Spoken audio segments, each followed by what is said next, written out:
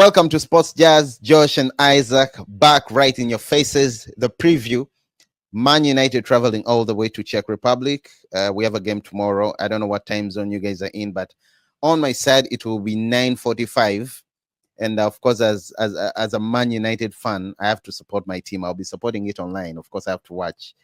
Yeah, shout out to you. Josh is in the building. Of course, also a Man United fan, a Red Devil, and we only hope for Amorim to win because we just lost 2 games in a row against Arsenal and Nottingham Forest in the Premier League, and that does not really look nice. And also to mention, apart from Luke Shaw, all Man United players are fit and are back in training. The last players to join today were Toby Collier and John Evans.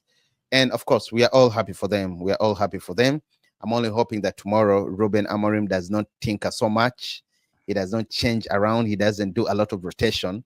I mean, he needs to find his starting 11. He's had how many games? 4 or 5 games. And I think this is the right time right now to pick his starting 11. I mean, change a player or two, but the rotation is really killing us. Thank you so much, guys. We are proceeding. Josh, I'm so happy to have you on, as always, brother. Tell me what you think about tomorrow's game. We are traveling all the way to Czech Republic. What are your expectations? I mean, this is a win that we really need. Are we going to win? Do you think we're going to win? Or are we still fragile, especially with the back-to-back defeats? Do you think Amorim is going to do again the rotation as always? We are going to get into the starting 11. I mean, everything. We are going to even later on talk about the new kid that United is scouting and understand their agents, and that is Lyon.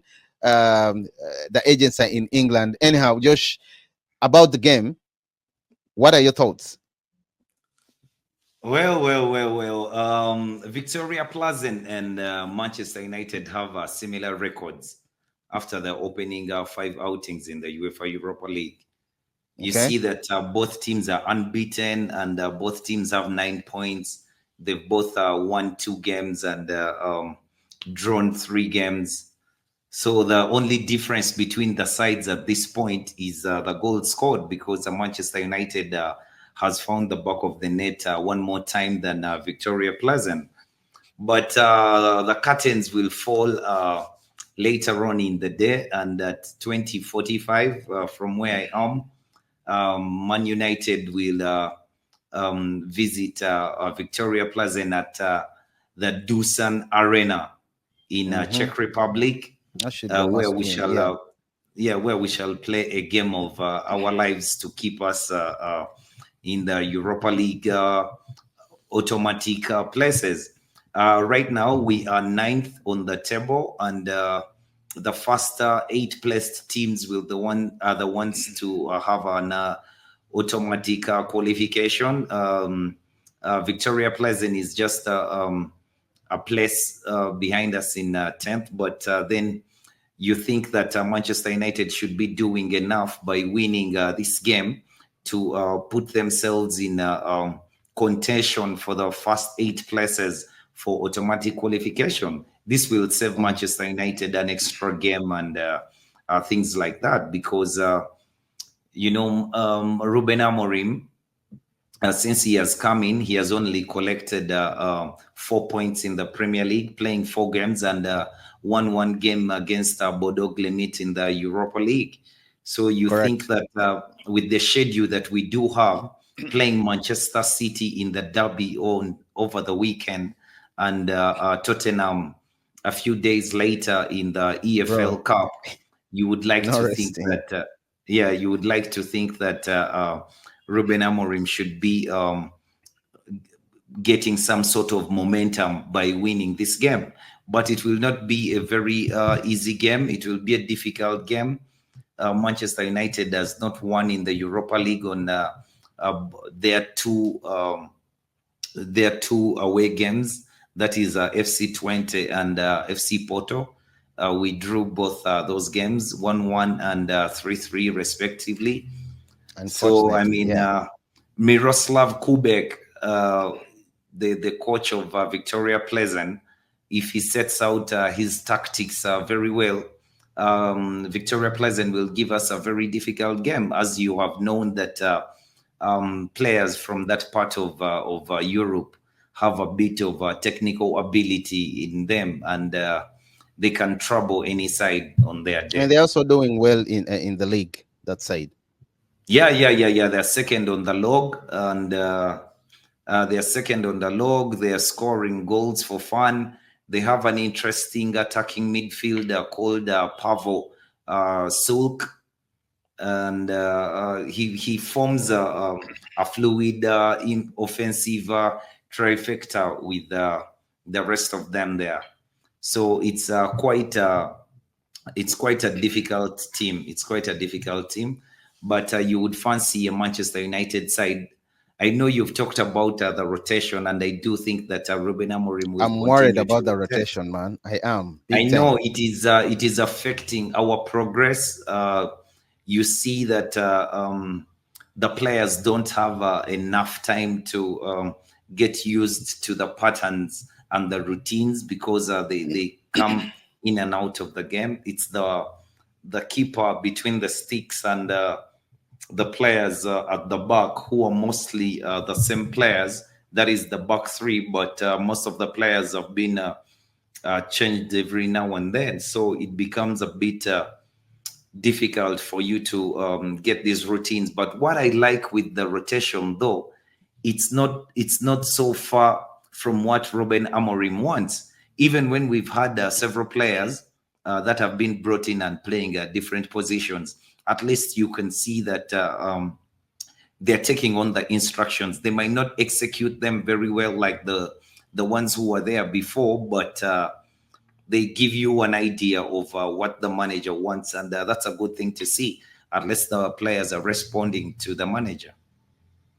Well, thank you once again, Josh, and I'm hoping we win tomorrow. Real quick, Josh, we step into the starting lineup for tomorrow.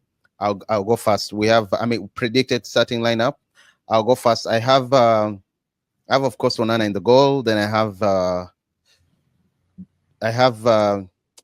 Onana in the goal. I have Lenny Euro as the right CB. I have Delict in the middle and Lisandro Martinez. We all know he didn't feature over the weekend because of the suspension. I believe he's working straight back into the team. He's rested enough. In the midfield, I have Ugat and Casemiro. Matches I wouldn't want to see Casemiro. I mean, we really have no option. I think Kobe Maino might be rested. Then, so that is Ugat and Casemiro. And over the wings, I have Amad Diallo as always. I hope he doesn't play around and bring on Anthony. Amad Diallo. And the other side, we really have no one. A place that we really need to work on. A place that we need to work on in this coming Jan transfer window in the next few days. Left wing back, I'll have Dallo. And of course, the 2 10s behind the striker, I'll have Fernandez and Rashford. And the striker, of course, Rasmus Holland. That's me. That's how I see it. I don't know about you, Josh. Walk me through your lineup. Well, my lineup between the sticks, it's an automatic pick for Andre Onana. Yeah. Then in the central defensive unit, Nasri Mazraoui, Harry Maguire, and Lisandro Martinez will be the back three.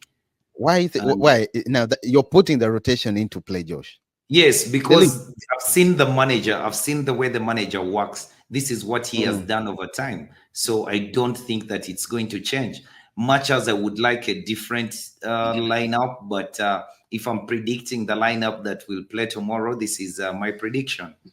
I see Harry Maguire playing in the middle of Mazraoui and Lisandro Martinez and Anthony.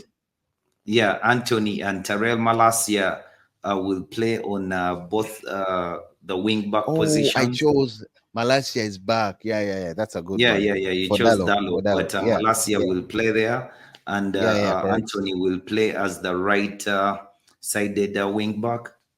Then maybe they can do much more to impress Ahead of Ahmad? Yeah, ahead of Ahmad.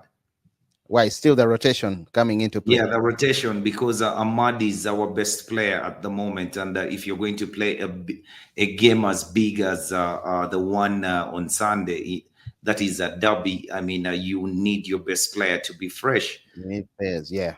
Yeah. So now that you say that, I hardly think Fernandes will play. Yes, please, Josh, carry on. yeah, Bruno Fernandes, I think, will play in a deeper role, pairing with Casemiro in the central midfield. Then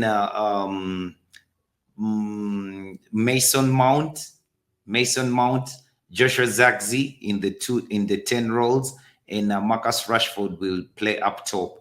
But from what I saw when Joshua Zagzi played with Marcus Rashford, the manager managed to give them instructions that appeared that Rashford and Joshua Zagzi were alternating those positions, which gave us a very good look in offense.